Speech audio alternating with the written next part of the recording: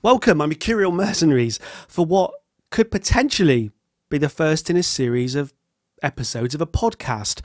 What happened was I have, over the years, created a system of video making that is so labour and time intensive that I get people asking for albums left, right and centre. Do this, do that. What they've got to understand is that if I choose to do an album, it takes a good week of effort to get the video out there, which is why I'm constantly moaning about views, because there has to be a point in spending time creating something, or at least it's helpful if there's a point. I'm not saying that if you do some crochet or if you paint a picture, you don't necessarily need to expect that everyone's out there looking at it. Oh, I've done a nice little bit of crochet of a lamb in a field.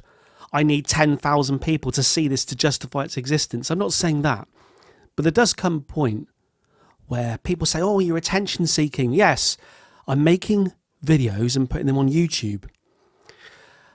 And I thought maybe there's a way of creating content that's less time intensive or labour intensive. And I thought, because certain people in the comment sections of the YouTube videos, on the videos that I've just been talking about something, they've said, oh, we can have more of this, less of that music stuff, more of this, and you should make it a podcast. And I've always avoided that because I'm just noticed now every time I move my chair, it makes a noise that sounds like some sort of gastrointestinal problem, right? If you hear anything like that, if I do anything like that for real, I'll certainly let you know. Otherwise, it's the chair, okay? All right. But they've said, we'd like to hear a podcast so we can hear you talking bollocks in our cars or on our headphones while we're at school. But I haven't set up a podcast hosting service or anything like that. So this will still probably get posted to YouTube. But it's the idea of just talking. And some of my favourite content ever has just been people talking. And although I've never really been into podcasts as such, I've listened to some Doctor Who ones and I've listened to all the Columbo podcasts that are out there. I did find myself enjoying the Joe Rogan stuff, and until he moved to Spotify, where I kind of lost him. And I find myself watching now video clips of radio shows. So I listen to a lot of Talk Sport. And now I can listen to fragments of TalkSport on YouTube. So I'm doing a lot of the time, I'm playing YouTube, but not necessarily watching it. And some of the times when I've put videos out there that I put so much effort into, I've had comments from you guys saying, yeah, I listened along. Occasionally I looked up and I saw you were playing with a knife or something. And I thought, oh, I'm putting all this effort into the visuals, but maybe most people are just listening. So perhaps there is a time and a place for the idea of a podcast. And certainly I can put visuals with it because, it's just copying the way that podcasters currently do it. And so the YouTube crowd can still hear what I've got to say. And then it's a case of, see, look, this is where I'd usually edit this out. You can't see this, obviously, because this is a podcast, but I'm about to sip a cup of tea. Hold on. I suppose I've still got the power of the edit. In the realm of the podcast, the power of the edit in the realm of the podcast. But I'm the sort of person who'll still go through this and make it up to a certain quality.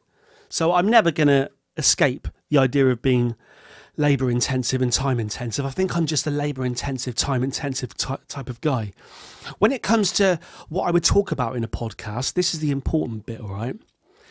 I wouldn't expect every episode of, whether this is a podcast or just a YouTube chat to camera, I wouldn't expect every episode to start like this with me explaining and justifying my existence. But I think on this first one, I just had to do a little bit of this. For instance, I watched a couple of documentaries yesterday, just interviews with Phil Collins. Now, Phil Collins was a kind of derided figure in my youth, in the 90s. He was one of those ones that are frowned upon. A bit like the people who are into music would now frown upon someone like Ed Sheeran. It was Phil Collins back in the day. He's a bit of a renaissance, and people are now accepting his obvious talent, but just watching interviews with him when he's talking about joining Genesis in the 70s, joining bands, and I thought, oh, that's something I could hang a podcast episode on, talking about he transitioned.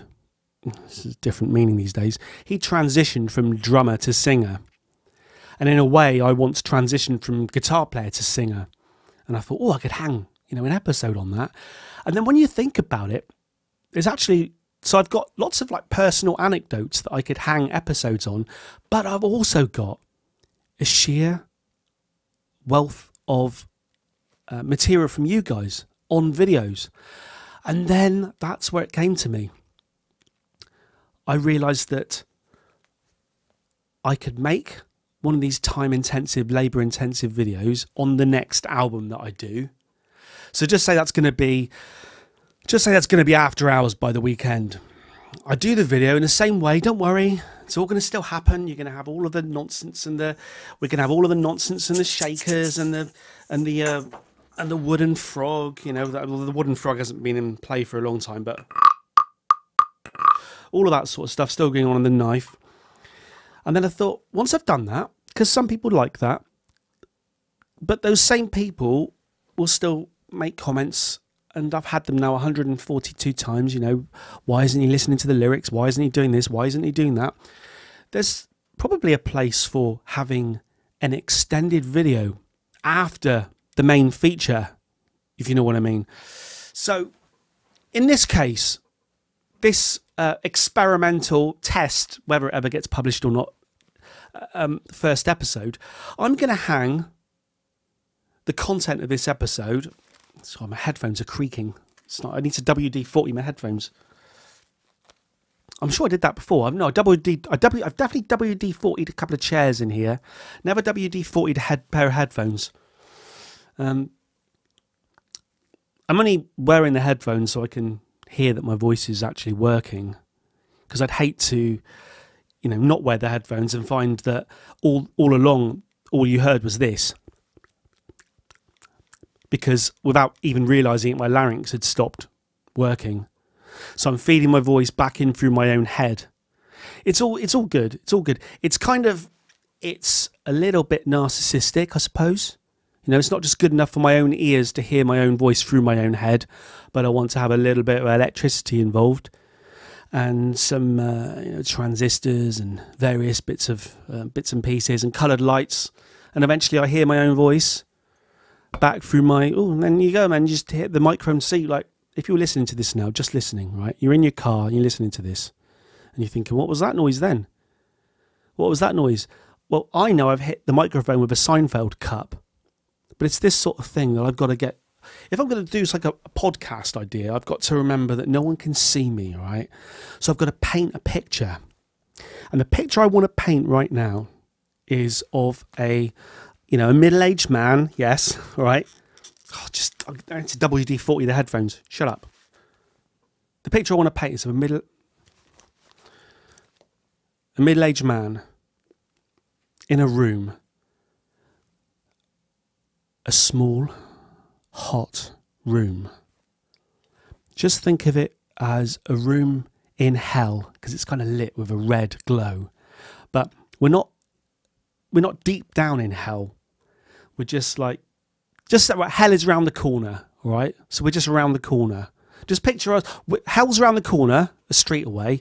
We're around the corner, but we're set up in a studio in a red London telephone box, right? No time travel capabilities. It's just you and I. And I suppose that's what I've got to understand as well, is that perhaps more than ever, because when you have a video, you can imagine, even when you're watching the video, you can imagine a communal experience. And that's what I've tried to get across with my Discover series, which is now up to episode 140. 143 will be the next one. But the idea of us listening to music together and enjoying together. But I suppose the idea of a podcast is more my voice is getting directly input into your brain. And although my voice is currently going for a creaking pair of headphones, So it probably sounds to you like I'm riding a child's bike as I'm talking with stabilizers. But this is probably more of a one-on-one experience than you and I have ever had before. Drinks Seinfeld tea. I'm drinking out, so I can paint the picture. I can carry on painting the picture. I am speaking into the same microphone. Well, the same, not the exact same microphone, but the same microphone that Michael Jackson recorded Thriller with, right? And I'm holding in my hand a black Seinfeld cup that I bought from the NBC studios in New York. And I also, at the time, wish I'd bought a can of WD-40 to uncreak. See, the thing is, if you can't hear the headphones creaking, you're just thinking, well, what's he talking about? Why keep bringing it up? I need to... Okay, if you can't hear them creaking, what I'll do is in post-production, right? In post-production, I'll add a creak in. All right, hang on. I bet you can hear that. But these, okay, interestingly, right? Okay, for those that go, oh, you've got to tell us more about production, Mercurial number 6. The headphones I usually use are Sennheiser HD 650s. These are very good for mixing, a very, very flat sound, which is what you're after. Not everyone in life is always after flat, all right? You spend your teenage years just solely desperate for curvy. But when you get to a certain age, you're looking for flat, right? These are open-backed headphones. So there's a speaker in each section of the headphone. Okay, that's what headphones are. But they don't just point the sound towards your ears. The sound spills out sideways. It's like wearing a ghetto blaster on your head. So it's good for mixing with and producing with, but not good for recording with. Unless you're recording, like I usually use these because I've usually got music playing loudly, so who cares? But on something like this, where it's just me directly into your brain, I've got a pair of closed-backed headphones. These are the ones that when you put the headphones on, you can't, someone around you can't hear what you're doing. Apart from in here, if someone was in here with me, they'd certainly hear what I'm saying because it's coming out of my mouth as well. See? But these are biodynamic. I think I forgot what they're called. D100s or something. Oh, it says it there. DT100s. They're DT100s. And I've had them for a long time, but they're creaking, right? And quite often, I think, perhaps someone says, where are you, Mercurial number 6? And I say, I'm up shit creek without a paddle. But perhaps if I just had a pair of biodynamic DT100s on me, we could at least jump in them, and if we were small, like Tom Thumb size, and sail away, sail away, sail away. Like Enya once said that if you're ever in hell around the corner, if you're ever in a telephone box around the corner from hell with Mercurial number 6, just make sure that you can shrink yourself, jump into a pair of biodynamic DT100 and sail away, sail away, sail away. I thought I could hang each episode on comments from the comments section. So I thought, episode 1, what could we start with that people will get very excited about for episode 1, which may or may not ever get posted? The obvious answer, just another sip of tea there. The obvious answer is, of course, My Beautiful Dark Twisted Fantasy by Kanye West, his 2010 epic work of art. A work of art by an artist who has become... he's certainly a huge celebrity, and he's become a name that is known by everybody. But I have comments still to this day about how can you not have known about Kanye West or heard his albums before you're claiming to be listening to albums for the first time. And the truth of it is, it's very easy to not be aware of other music. If you're into hip-hop, you're going to know Kanye West. If you're into rock, you're going to know Muse and Radiohead. If you're into jazz, you're going to know certain artists that get nominated for the Mercury Prize, and normal people like me hear the artist that's been nominated and go, who? Oh, that's the token jazz effort. Who? But the people in the jazz world will be saying, oh, brilliant. Finally, some recognition for our jazz guy. And who the hell's Kanye West? But I heard about My Beautiful Dark Twisted Fantasy primarily because Anthony Fantano, the Needle Drops, gave it a 6 out of 10. Now, I hadn't heard it at the time, but I saw there was like a rebel rising, like something out of Star Wars. You know, like Anthony Fantano was Darth Vader and the rebels were uprising against it. How can he give this album 6 out of 10? Well, there's so much we could say about the idea of numerically valuing music and the I mean, and look, let's face it, through the history of music journalism, and you know, and art in general and film, but music journalism especially, numbers between 1 and 10 or 1 and 100, it's all the same thing. You know, don't get me started actually on the percentage thing. You know, Pitchfork use it and old computer game magazines used it, and they'll rate an album, you know, oh, this album's 92%, and then another album will get 91%, and you're talking about someone's subjective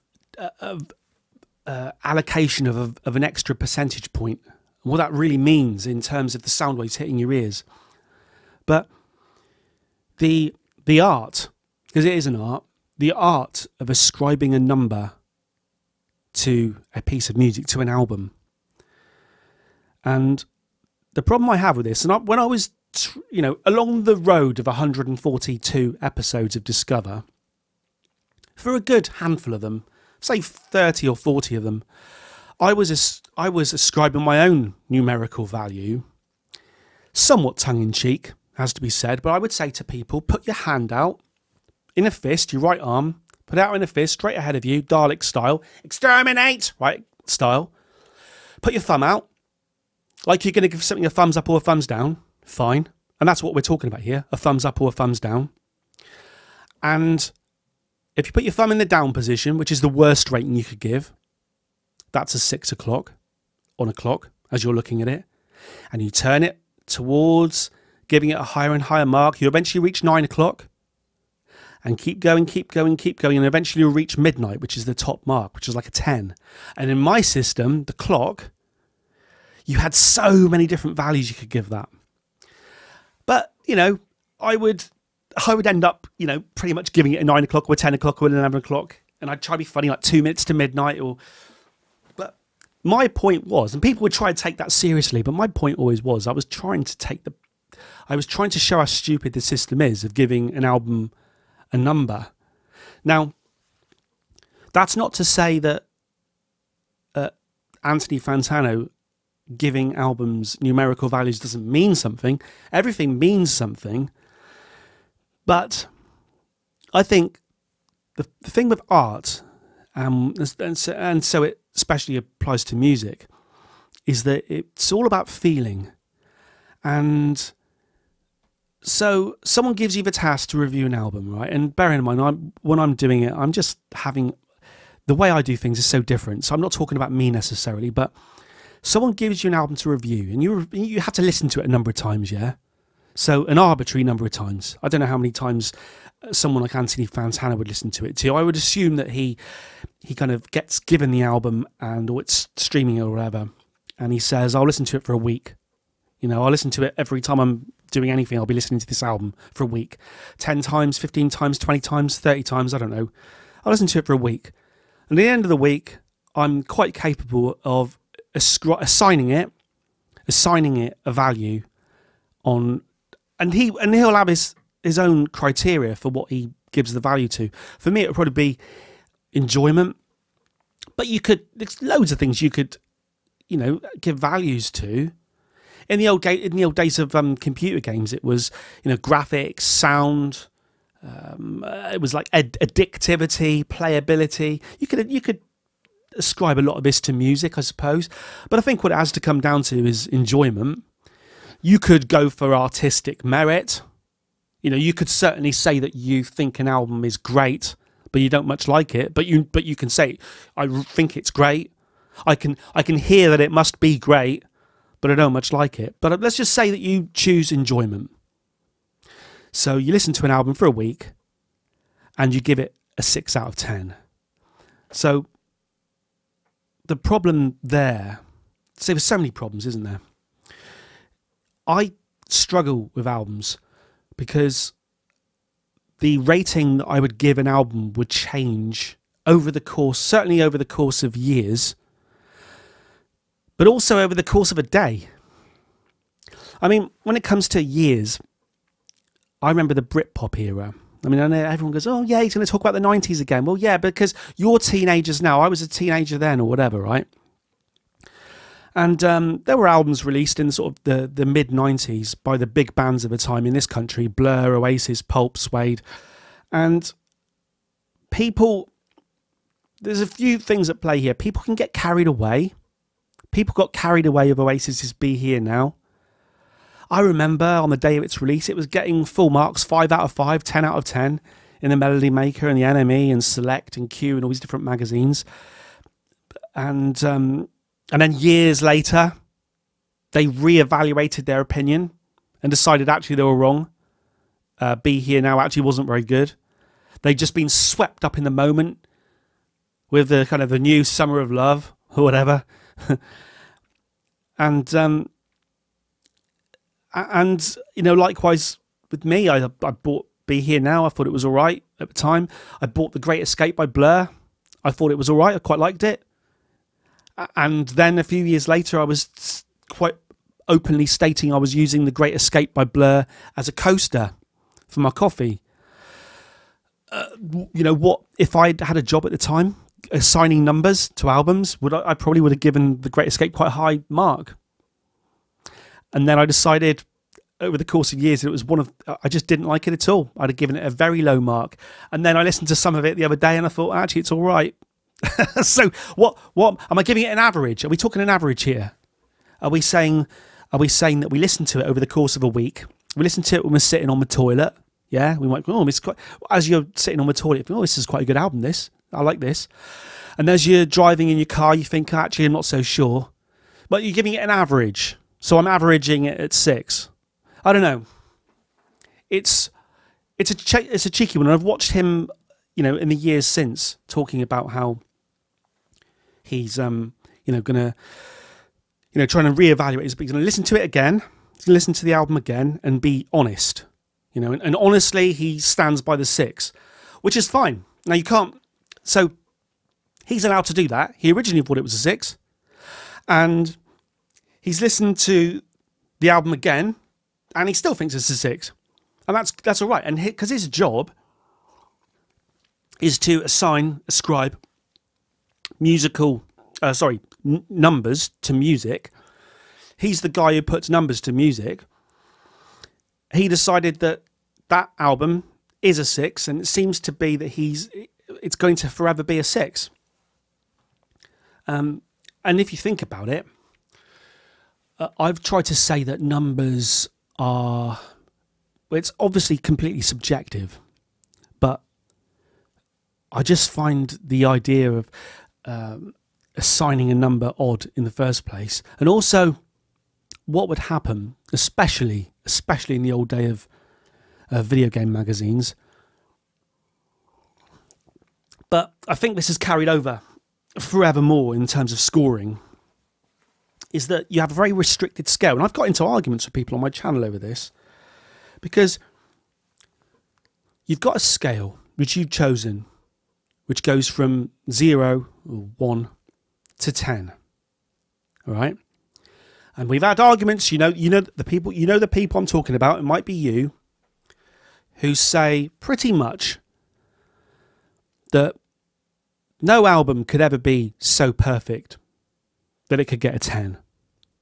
Because if you assign an album a 10, what you're saying is that this is new benchmark, and if another album comes along later that you like more, you can't give it more because 10's the top mark. So either you're going to give very few 10s, or you're never going to give a 10, because no album will ever reach your standard of perfection. So what you people are saying, what you people are saying is that 9's your top mark, actually. pretty much. What we had in the in the video game days was a weird sort of system where, I mean, it still pretty much happens now, where you're only really using the marks between, 6 and 9. 7's, if something's given a 7, that's kind of the music review, the video game reviewer's way of going, it's all right, sort of average, it's all right, 7, it's 7. What they really should have used for that was a 5. Use the whole scale. When something's good, it's like an 8 or a 9. Something's really good, it's a 9. Well, if something is really, really good, and you've only got a 10-point scale, just give it a 10. If something's really bad and you're using this scale, give it a number down here. And to be fair to Fantano, he does do a fair bit of that. He will dish out 10s. I think far too. I don't think when you dish out so few 10s, it really makes a lot of sense. But it's certainly a legitimate.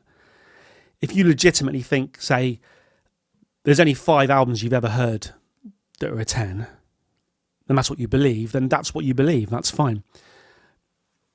But he gave My Beautiful Dark Twisted Fantasy 6 out of 10. And that meant nothing to me. Yeah, fine. It's a 6 out of 10. But I heard the fans, that's the old thing when you're trying to be quiet, but the cup sticks to the coaster. You lift the cup. No one can see me because it's a podcast, but I lift the cup. And then the coaster falls, and then you guys are thinking, what's going on in there? What's going on in there? But actually, it's just simply the act of trying to drink tea. But I read the comments. I didn't even read the comments. I think I kind of saw video essays on how Anthony Fantano was wrong in his mark of 6 out of 10. So for everything I've said, bear in mind that if you are going to allocate music a mark out of 10, and it's your subjective personal opinion, and you can't be wrong, it's what you think. You gauged, you said, and you've got criteria. I don't think Fantano's is necessarily enjoyment, but just say it's enjoyment. I enjoyed this album 6 out of 10. You can't say I'm wrong, because I'm telling you I enjoyed it 6 out of 10. But people were furious because they'd listened to this album and they thought, I think the overall consensus was that it was more than a 6 out of 10. And I haven't read too many reviews of this album, I'll be honest with you, because my whole mantra is no research. In fact, really, I need to find out, if I'm going to do this as a podcast, I need to have a title for it. I thought no research would be quite good. No research, shut up, over an something like that. Or just the Mercurial Number 6 podcast. I'm not sure yet. You tell me. But they decided that it was worth more than a 6. And they were being very vocal about it. They were typing about it. They were doing videos about it. I actually, even though I didn't really know anything about Kanye West, apart from he was a bit of a, he would like to turn up at award ceremonies and, get on the stage and be a bit of a nuisance. See, look, I'll say being a bit of a fool, coming across in such a way that you'd as an onlooker, you look at him and think, what an idiot. Now that I've kind of delved a bit into the world of Kanye West and listened to a lot of his music, he certainly isn't an idiot. He's actually a very clever man.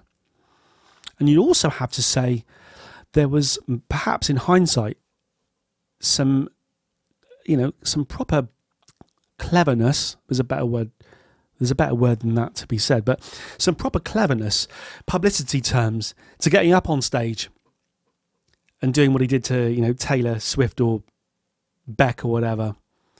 Ask the average man on the street to name you some rappers. They're going to struggle, but I think they're probably going to say Kanye West. So I think Kanye's probably won that one. But I hadn't heard of him particularly, apart from being the sort of celebrity lifestyle. But I thought, okay, The general consensus here, from what I'm hearing from the arguments, is that My Beautiful Dark Twisted Fantasy is something special. So a few years ago, I did one evening stream a bit of My Beautiful Dark Twisted Fantasy on my phone. So I would have heard that intro section where Nicki Minaj, or whoever it is doing that kind of English voice, that English introduction, English accent introduction. And then some of the songs, I would have heard bits and pieces with no research, no background knowledge, no nothing. And I remember thinking, this is all right. You know, that's coming from someone who at the time was listening to nothing but AC/DC. And I thought, yeah, this is all right. This is all right. Didn't really have an opinion on whether it was a 6 out of 10 or not. But I remember thinking, yeah, this is all right. So you forward in time to me finally... it wasn't the first Kanye album I listened to. I think that was Late Registration. But I knew that listening to My Beautiful Dark Twisted Fantasy was going to be an experience, because it's like it would probably be expected of me to have an opinion, or just it felt like something more was expected of me. So for that reason, I did it in a number of videos. I did like a whole video on each record, because the actual vinyl for because I do like to try and buy things on record, another cost, but it's a triple gatefold. It's triple record, triple vinyl. And I just listened through to my experience of record 1 of My Beautiful Dark Twisted Fantasy again before I started this podcast, because no research, and this is the thing with me. I've chosen to just come in here, sit down with a cup of tea and just talk, and this is fraught with danger, because I can tell already I've been talking for ages and I haven't actually said anything. Do you know what I mean? But I listened through to it again. What I want to get across as well is that when I do these reaction videos where I put a record on and listen to it, yes, it's a genuine first time listening, first reaction. My Beautiful Dark Twisted Fantasy, you know, like I say, I'd heard a few moments of it years before which I couldn't remember, but it's a first reaction, and a lot of it's lost on me because it's sort of passing as I'm talking. But what you got to understand is that in the edit, when I'm editing these videos down and putting all the effects and things on and just messing around and all that time consuming, labour intense, seems like ages ago we started talking about labour intensive, but all that labour intensive stuff, I listened to the album in a condensed form so many times in such a short space of time. Like over the course of 2 or 3 days, I'll be listening to that first record again and again and again and again and again. I probably listened to it more than anyone has ever listened to an album in that space of time. Do you know what I mean? Even the needle drops. So that brings us now to record 1 of My Beautiful Dark Twisted Fantasy. And having just watched my reaction to it again, what a record. What a record. I do love that intro with Nicki Minaj's fake sort of English, whatever she's doing, English accent. It's brilliant. Such a great concept way to start. If you think about it, My Beautiful Dark Twisted Fantasy, it reads, even the title reads like a concept album. And the concept albums of the past, you're kind of, I'm trying to think of, I suppose I'm going for like something like War of the Worlds with the narration by Richard Burton at the beginning. You know, I've forgotten it now, so I can't just recite it off the top of my head. But, or, vocals on something like Maggot Brain. And more recently with Travis Scott on Rodeo, and what did I listen to the other day that had something similar on it? Kid Cudi's Man on the Moon and Travis Scott's Rodeo, Maggot Brain and War of the Worlds. I mean, just lump them all together, but the idea, when you start with like an instrumental piece and then you have the vocals coming in and narrating over the top, to me that sets up the fact that the creator of this piece of art, this album, this piece of music, he wants you immediately to know it's epic. Yeah? So Kanye West is setting out his stall and he's saying epic. And it's kind of like the hairs go up on the back of your neck. And your immediate vibe is, this is going to be something special. Now, I just rewatched that sort of first record, and one of the first things I say is, oh, Elton John's in the house, because it just all sounds very kind of 70s Elton John on the piano. And then FR said in the comment section, fun fact, the piano intro to all of the Nights was actually performed by Elton John. And then Ched said the outro's also got Alicia Keys on it.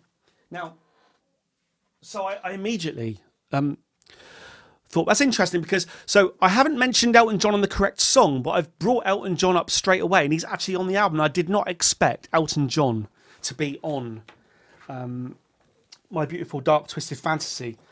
And someone said, yeah, the credits are on the back of the poster that you stuck to the wall, Mercurial number 6. So I look at the poster on the wall, all of the lights, and it does quite clearly say all of the lights.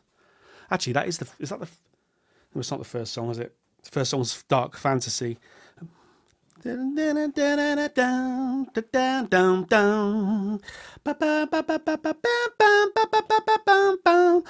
of the lights. It's come back to me now. It's like that Rocky soundtrack. And that Beach Boys motif.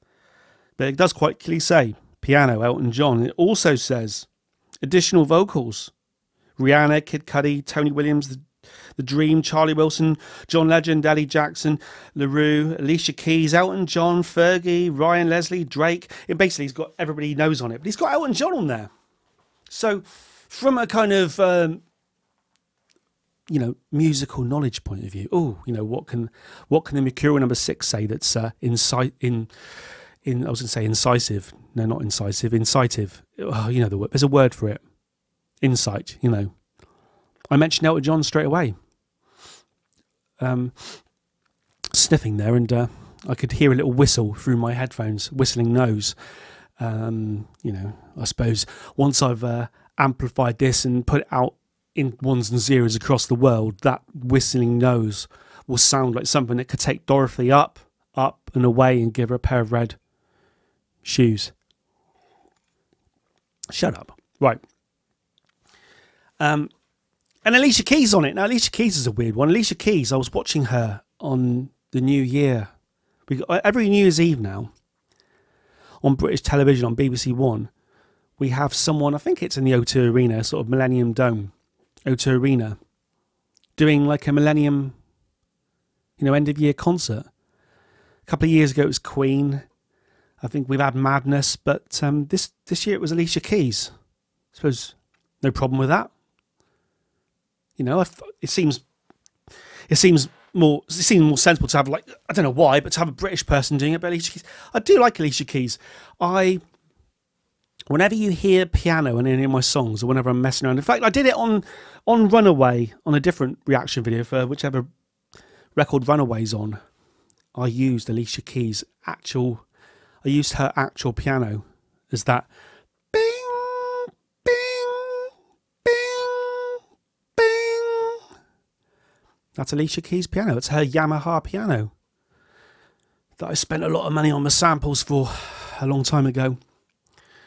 It's Claw said on that first reaction video for the first record, Claw said, man's recreating the album while listening to it. And I suppose this is where I differ, isn't it, between other people? Because if you're going to listen to an album and analyse the music and analyse the lyrics and end up talking about your enjoyment and assigning it a number out of 10, there's no real reason to be messing around on the top of it, pressing bells and doing shakers and hitting wooden frogs and joining in. But like I said, it was all accidental. Never knew what I was doing. But I like the idea of a communal experience, and not just me coming over to your house and it's now the 70s and with a record under my arm, and we put the record on, Dark Side of the Moon, My Beautiful Dark Twisted Fantasy, and then we sit down and it plays and people smoke and they drink and we have a chat. There's an element of that, but I wanted it to be a bit more than that. I wanted to kind of sneak in there without anyone really noticing I was doing it. Sneak in there, discussions of production, recreations on the fly of things, elements to show that music it's not a secret club. Like people will have you believe that it takes genius to create music, or it takes a super level of skill. I think we'll come to a comment in a minute, but someone says, on the song, whatever, on the song Power, Kanye West spent 5,000 hours on it. Well, I guarantee Kanye West didn't spend 5,000 hours on it. But someone said, Kanye remixed whichever song, Power, whatever. He did 100 different mixes of it before he settled on the correct one. 100. He remixed it 100 times. Yeah, I know about that. We do that. I think I've remixed one of my own songs 500 times, 1,000 times. The amount of times that you mix a song for, the number of hours you work on it, doesn't mean much when someone else will come into a studio and just record a song in a day and just take the world by storm. Time spent does not equate to greatness, but it can bloody help. And then Loic Review said, Low-key made an alternate version of Mamacita or Nostalgia. So I did check that. Pusha T, I think it is, Nostalgia, with, I can't remember what it was now, Kendrick Lamar or somebody. And it was just because I was doing a note on the guitar. Just taking one note. Got to imagine this now in your head, right? Imagine you take a note. Let's just pick. Let's go for that one. Well, that's come right through your head now, isn't it? I'll go back from the microphone a little bit. Right? So play that note. And then at the same time as that's playing, so in your head, keep it going. Right? Take another note. Lower. And then raise that note up to the other note you've already got playing. So you got and you go and play them at the same time. And that is Nostalgia by, I think it's Pusha T. And that's what I did, because while I was trying to ape what I was hearing on My Beautiful Dark Twisted Fantasy, we've ended up showing that all music, all sound is kind of circular. You know what I mean? It can be a circular saw that just comes out of nowhere, never mind Nirvana style, and just destroys the world. But it can just be circular without the saw, and everything influences everything, and everything sounds like everything. Canon Noble said on this first record of My Beautiful Dark Twisted Fantasy, Canon Noble said, you picked up on it straight away.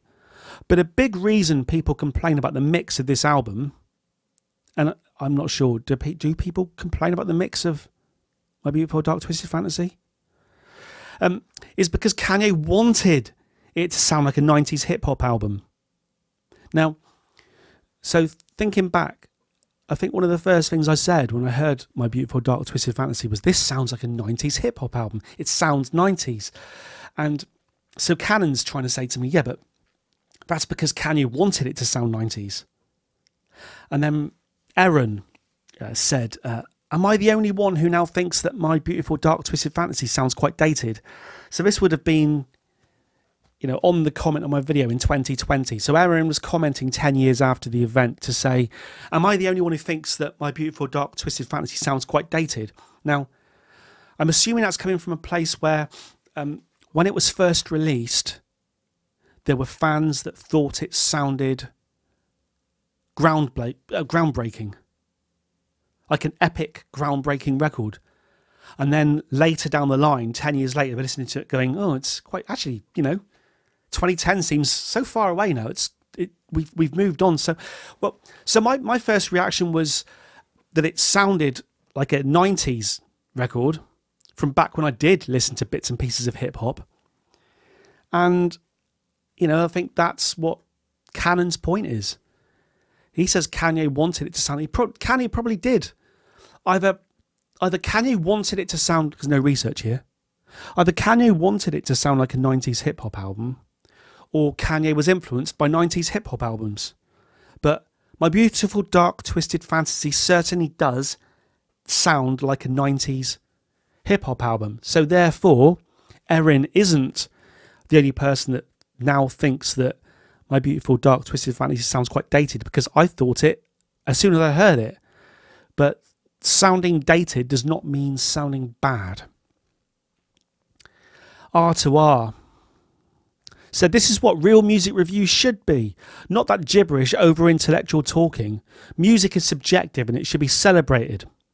Now, I agree. I agree with that, a lot of that, but I'm not sure that anything should be anything. You can review anything in any way you want.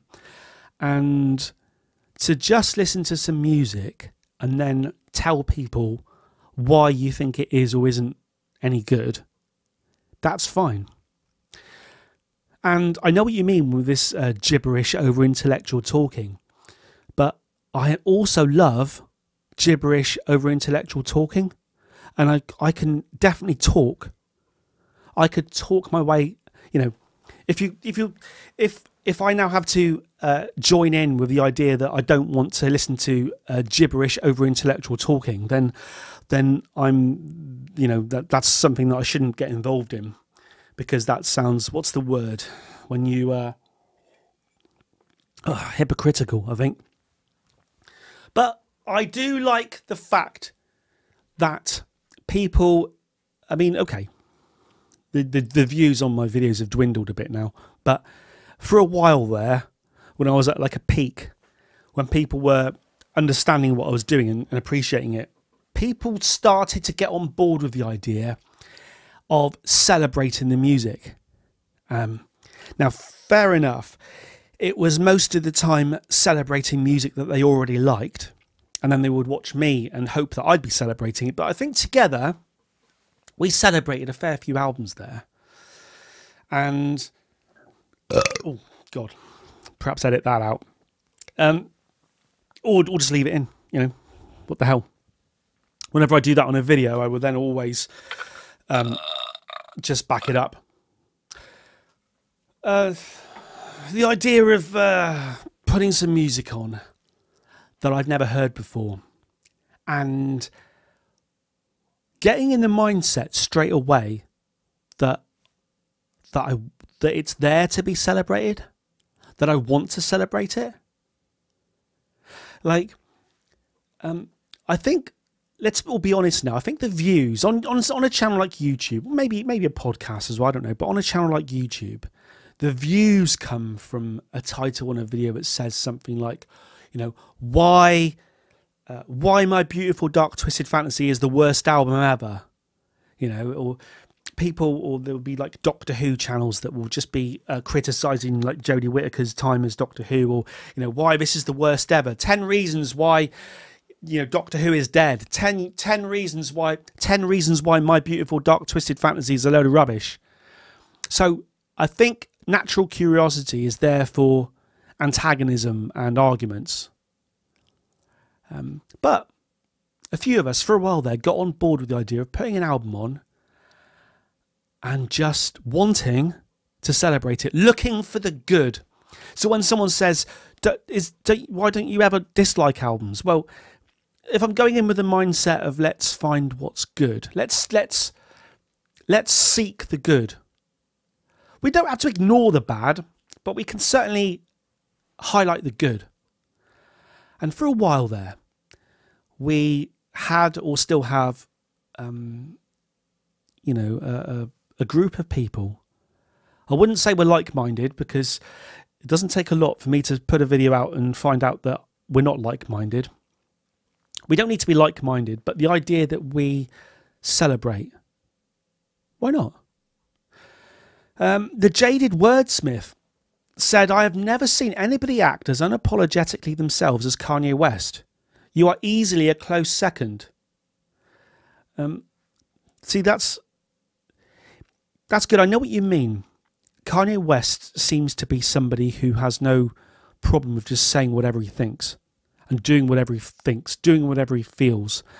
And as a society, it's better to not be like that. It's better to consider your every action and consider your every word. And I try to just do what I like. But bear in mind, the majority of the time I have the power of the edit. So I can kind of listen back to what I've said, and in hindsight, I can just, be a little bit careful. But I like the fact that quite often through history, it's been the people who will just talk. They'll just talk that made an impact. John Lennon would just speak his mind, got him into trouble. Johnny Rotten, John Lydon, would just speak his mind, got him into trouble. Liam Gallagher would just speak his mind, got him into trouble. Kanye West just speaks his mind, gets him into trouble.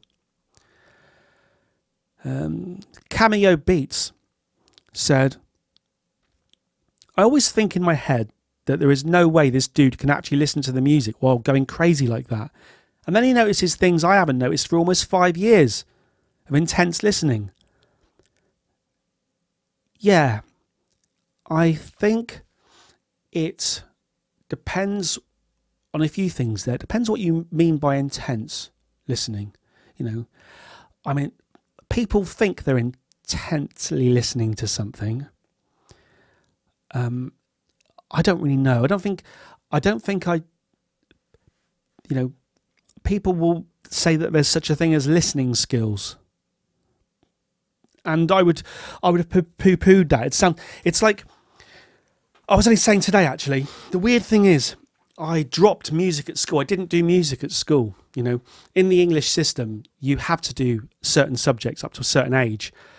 I think it's like up to the 3rd year or something. You've got to do certain subjects. But in the final 2 years, for your GCSEs, you get to select subjects and drop others. And I dropped music. Music at school was, it was just vibraphones and xylophones and percussion and, pitter-patter raindrops, and listening to the Beatles, or it was staid and jaded and dusty, and it was made to feel difficult. And I wish, in some respects, what am I trying to say? In fact, I've totally forgotten what I was trying to say. Oh yeah, intense listening. Yeah. So in music lessons, you would be taught to listen.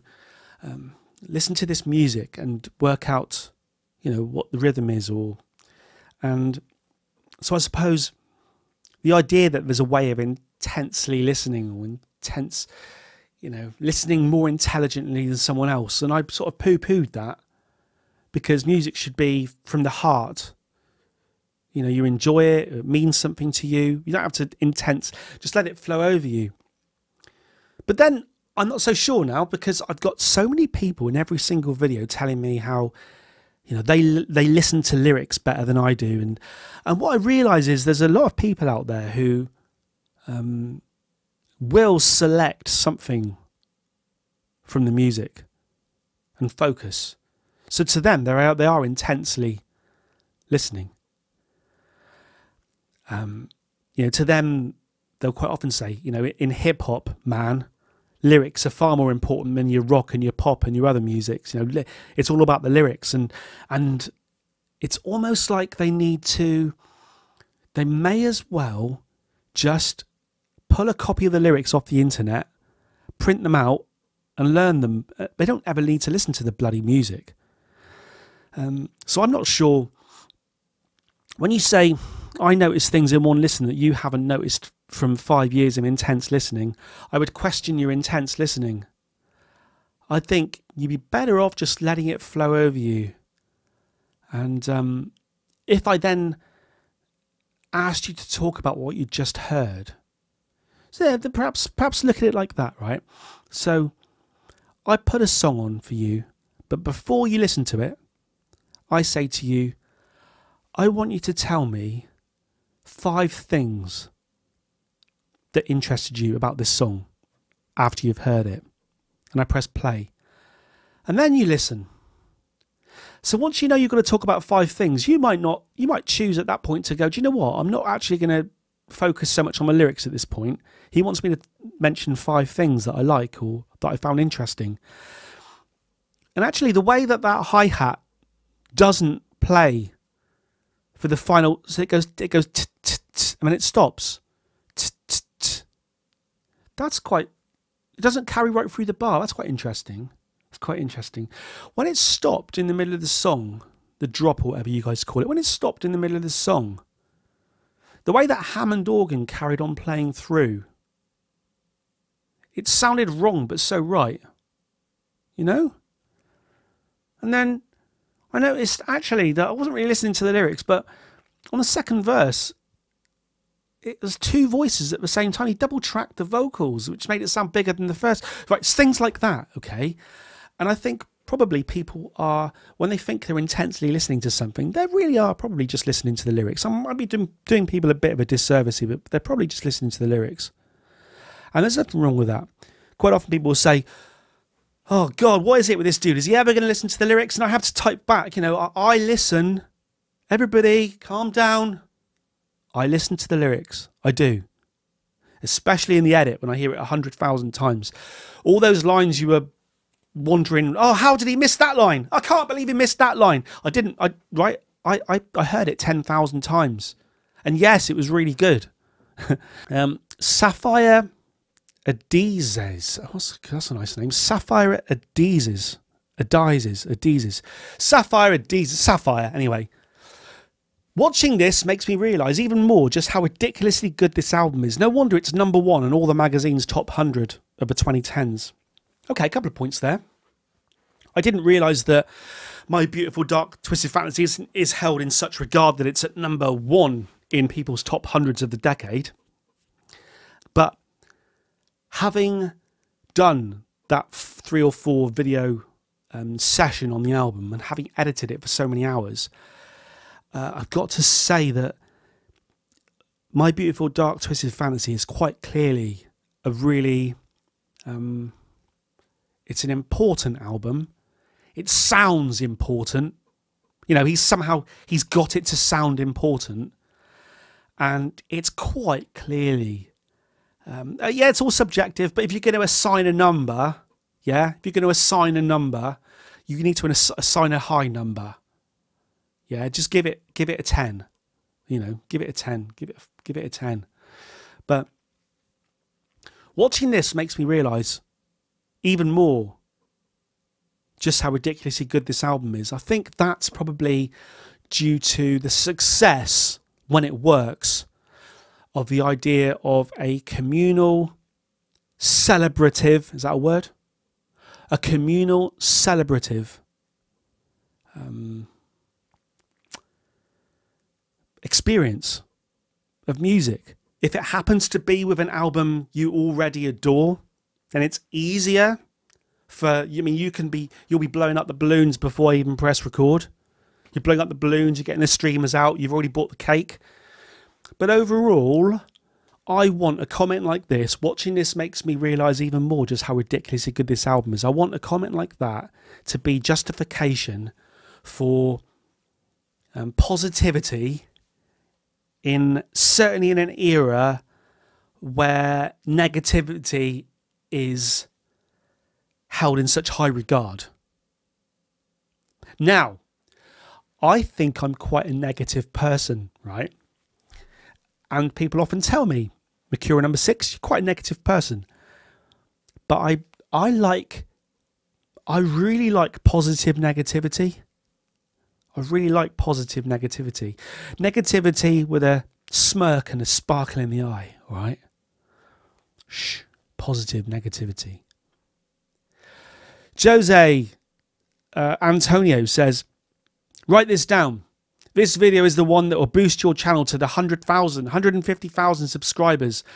Do you know what? Interestingly, a few people said that, including some sort of big YouTubers at the time.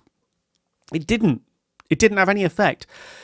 It didn't have any effect on my subscribers, and the views didn't really. You know, if you combine all the videos together that I did on my Beautiful Dark Twisted Fantasy, it's probably it's probably about 500,000 views. So 500,000 views. It's nothing to be, sneezed at or sniggered at, whatever the phrase is. But yeah, I think I was a little bit disappointed, because I think around the time that I did that series, I put quite a lot of effort in.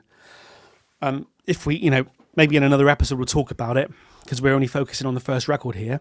But I was sort of playing along with Runaway, and I was adding instruments, and I was doing this, and I was doing that, and I was doing wacky editing, and I thought this was at a time when I was quite optimistic, and I thought I was being so original. Everyone else is just out there listening to the music, and I'm being derogatory on purpose here. I don't really mean it, but listening to the music and making the little comments, making little smart comments, and I thought, whoa, chest out, yes, well, lights, camera, action. But no, I think what I've realised, especially the dwindling of the channel back down to nothing again, is that it was certainly never about me. It was only ever about the music. So the way to have built the channel really would have been to do nothing but massive #1 of the decade albums, specifically hip hop albums, because the people that want to watch this sort of reaction stuff are the people that are the youth of today that listen to hip hop. You could pick a similarly big album of another decade, of another fan base, like a Dark Side of the Moon or an OK Computer, and you're not going to get the results you'll get from putting on a Kanye West. And I would imagine, I haven't done it yet, but I would imagine a Drake album or something. And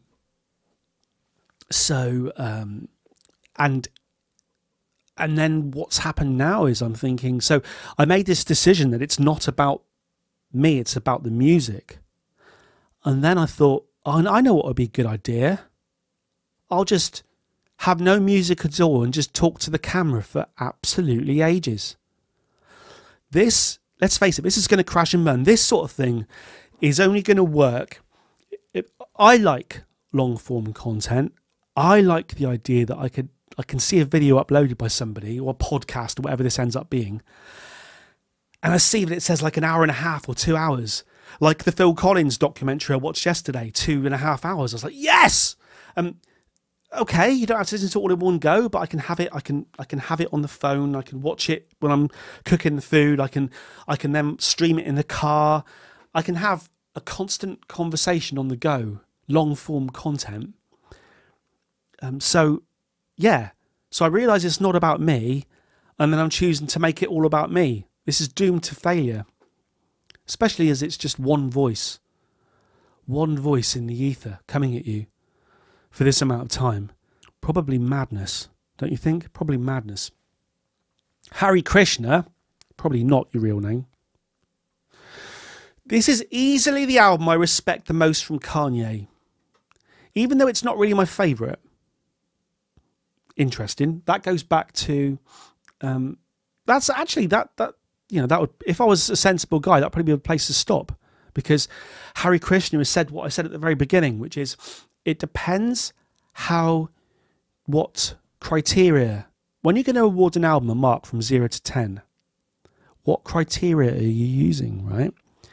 There's a difference between an album that you appreciate, you can hear that it's good, you can hear that it's clever, a Kid A or an OK Computer, where you know it's good, So I'm going to review OK Computer. I'm going to give it a high mark because it's OK Computer by Radiohead. It changed things. It's got some significant songs.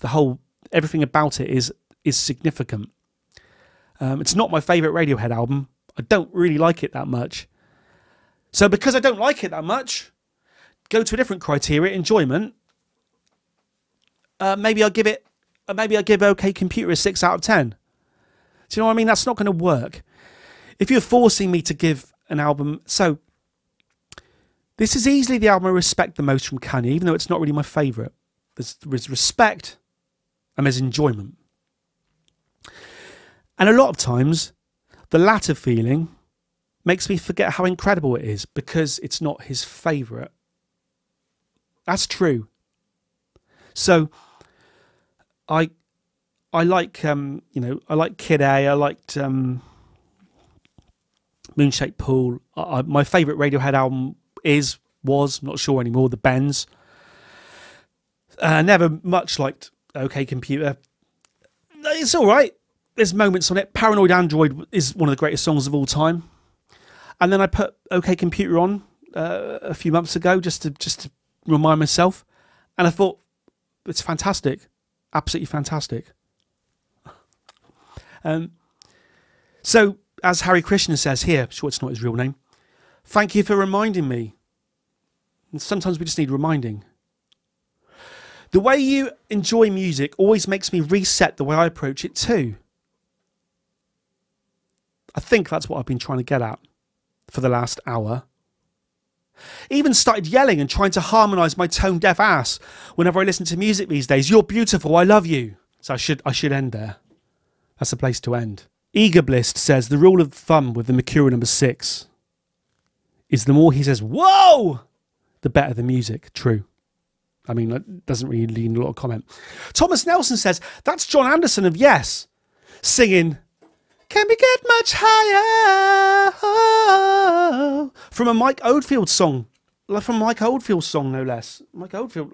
Can we get much higher? Oh, oh, oh, oh, bum, bum. What song's that? Can we get much higher? Can we get much higher?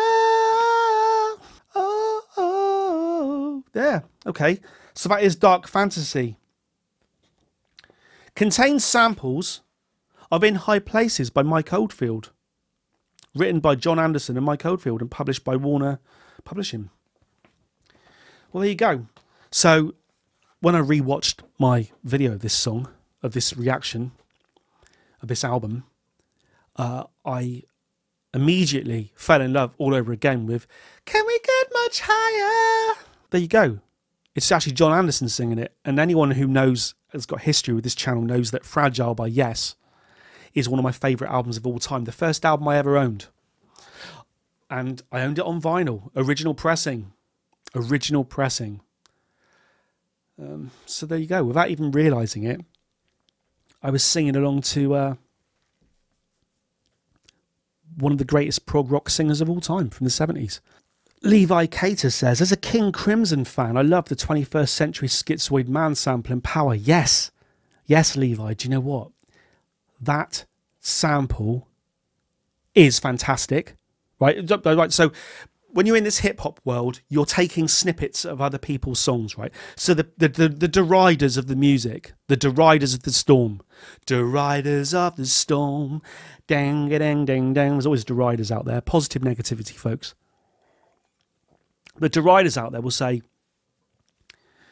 all these guys are doing is just taking other people's songs and fitting them together and rapping over the top and getting loads of plaudits for it and getting to wear gold chains and get loads of money. But so when you compliment the Schizoid Man, 21st Century Schizoid Man, 21st Century Schizoid Man, King Crimson sample, you're really congratulating King Crimson on doing it in the first place. However, it also takes a brain to pick that sample to use in a modern song and to just make everything coalesce together. I mean, there's something to be said for this album as being a kind of collaborative effort. I mean, when you see the sheer amount of people involved in its creation, hundreds of people. And as far as I'm aware, Kanye got everybody to wear suits in the studio to make it kind of give it like a Rat Pack, kind of Frank Sinatra, Dean Martin vibe of a sort of collaborative effort. And so I think in that respect, the choice of sample and the use of samples deserves celebration. Yes, Kanye West used a King Crimson sample and made me punch my fist in the air. 10 out of 10. Ging says that blue to red shirt transition was fire. Yeah, it's just silly little things like that, right? Who else is going to spend hours and hours editing a video? And then, yeah, they moan about it afterwards when it doesn't get many views, but they're going to spend that long editing a video. And at one point, they look at their shirt in the video, which is blue, and they think, do you know what? Why don't I spend 10 minutes making, for 3 seconds of the video, making the shirt red instead? You know, why comes to mind? Why comes to mind? Shh. That's the thing, isn't it? That's what separates me. That's what separates the men from the boys. You can't see, but I'm shaking my head. Lay Marcellus says, how could you have never, ever listened to one of these songs before? Or at least heard one, like Power? But good video, man. Looking forward to the next part. I get that a lot. I don't get it so much now because I think I've explained myself over the years fine. But it's just the idea that because the song's big and it's out there in the world and everyone's listening to it and everyone's hearing it, does not mean that everybody's out there listening to it and hearing it. People have the ability to avoid mainstream media. People can avoid mainstream radio. I only listen to TalkSport. I'm never going to hear Kanye West on TalkSport. If I don't watch, you know, there was a time in the past, in the 90s, I wouldn't have avoided it because I was watching MTV and MTV2 all the time and VH1. So I would have seen everything. But since we've moved on from that, it's all, you know, you choose, you search what you want to watch. So when I'm on, if I'm on YouTube watching, like I was in the past, I'm on YouTube watching guitar videos or Joe Rogan, and then in my spare time I'm listening to TalkSport. When exactly was I supposed to be listening to Kanye West? Do you know what I mean? It's quite feasible. I've done videos. I've done videos on my channel. I've deleted them now because they had no views. I've done videos where I've questioned. There was a spate of people doing reaction videos. There was people doing reaction videos on Bohemian Rhapsody. For my first time, you know, this is you know, people in their late 20s, 30s, whatever.